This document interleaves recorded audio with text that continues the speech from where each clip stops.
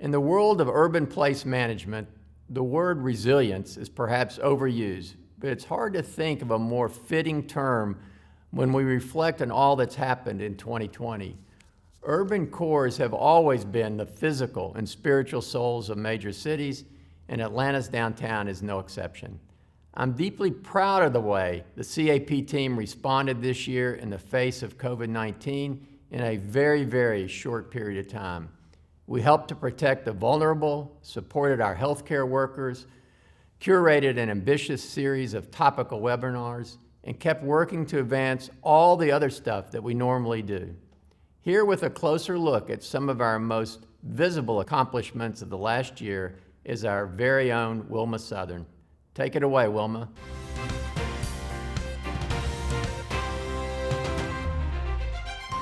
Thanks, AJ. Reporting from the field today. Had an opportunity to walk around with a few of our fellow CAP and ADID staff members to learn more about some of the great projects that they were able to advance in 2020. So I'm out here in front of Peachtree Center with Fredalyn Frasier, who's been heading up our Arts and Entertainment Atlanta effort. Fred, let's talk about what you were able to accomplish last year with this great program. Wilma, it was just a phenomenal year despite the challenges that we faced in terms of being in the midst of a pandemic as well as the social justice movement. We were able to really dive in and lean into those efforts and pivot and use information up on our signs to really aid the community. So it was really a unique opportunity. Although it wasn't our original program, the platform that we have with A&E allows us to really be flexible, and that's what we were able to do in 2020. That is so great to hear. I know that the signs have been very popular. People are really taking notice. Can you talk about how this idea for Arts and Entertainment Atlanta came about? Maybe just give us a little background. Certainly. So Arts and Entertainment is really a partnership. It's a partnership with the city because City Council was the group that actually endorsed this program and approved it back in 2017. And then since then, we've been working to implement it. So 2020 was really our first year of programming. But the whole idea behind Arts and Entertainment is really infusing arts and culture in the downtown core. And how can we elevate and support our local artists? That is the primary goal, and it's accomplished through partnerships with our media partners, through revenue sharing, as well as partnerships with local artists. That is fantastic. I know that you were able to activate some really impressive programs in Woodruff Park. Can you tell us a little bit about the latest activation? Well, Woodruff Park is really an exciting project, and we have what we call projection mapping. If anyone has seen Denver and their clock tower projection, that's exactly what we did this year as part of PRISM. And Arts and Entertainment has always supported PRISM and the art installations in the park, but this year we actually expanded and have a projection mapping installation in the park. It's quite wonderful, and it's just our pilot, and we'll see where we go from there, but the goal is to actually have a permanent location somewhere downtown in the future.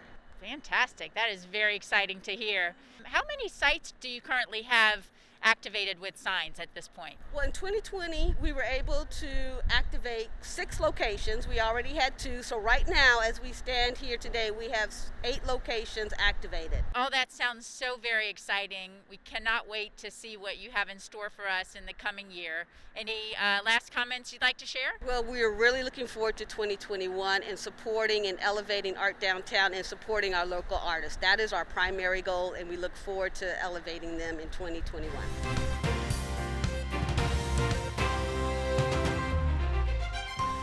Now I'm in Woodruff Park with my colleague Tammy Hughes, who is the head of ADID's Social Impact Program. Can you tell us a little bit about the work that you've been doing? Sure. So 2019 and the outbreak of the pandemic really affected every population, and that includes the vulnerable population. And so we stood up this outreach team called ASSIST, which stands for the Atlanta Downtown Social Impact Safety Team. And we do homeless outreach directly to those who are unsheltered on the street. We act as a conduit to connect them with the services that they need for their basic food, shelter, and clothing, and we are able to provide them with the shelter immediately to get them off the street. We have been able to engage over 900 individuals who were experiencing street homelessness, and that was at December 31st, 2020. We're continuing, and in that number, we were able to move into shelter over 350 men, women, and children.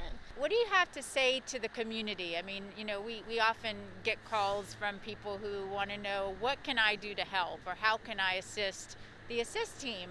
One of the things I like to encourage people to do, one, if you encounter a person who is experiencing homelessness, I know our tendency is to be charitable, but what we don't want is for a person experiencing homelessness to rely on individual acts of charity. So for a concerned community member or concerned business owner, contact us, reach out to me and say, hey, I continually see the homeless person at this location. Would you guys go reach out to them? And we will come and we will assist.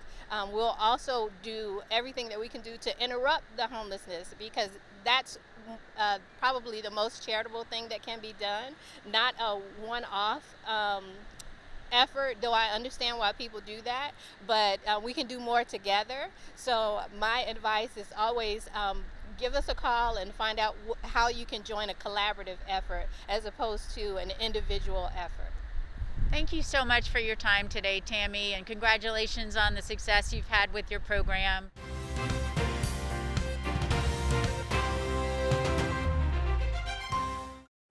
So here I am on Auburn Avenue in the rain, meeting up with my colleague Wesley Brown, who recently completed a really impactful project on Auburn Avenue.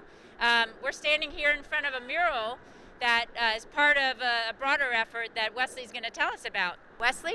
Yeah, so this project is the Auburn Avenue History and Culture Project that was brought to you by the Georgia Department of Transportation and the Atlanta Downtown Improvement District. We partnered with the City of Atlanta's Department of Transportation to deliver 25 new signs on Auburn Avenue and a very expansive mural. So you have a number of signs, there's a mural. Do you want to talk about these really impressive light boxes that are up here and tell us what they represent?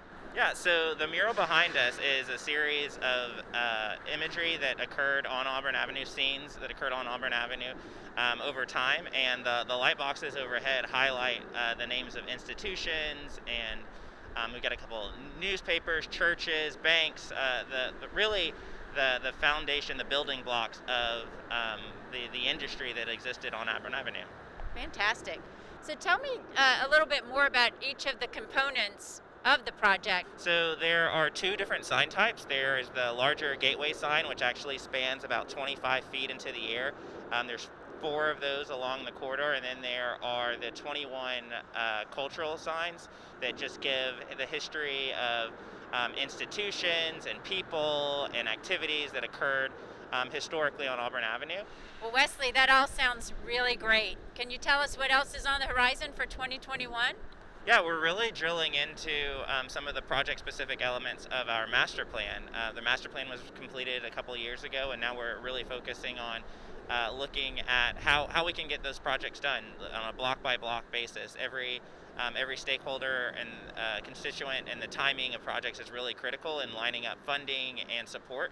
And so we now have that time to be able to do that. Sounds like a lot of work, but I'm sure you can get it done. Thanks, Wesley. AJ, back to you.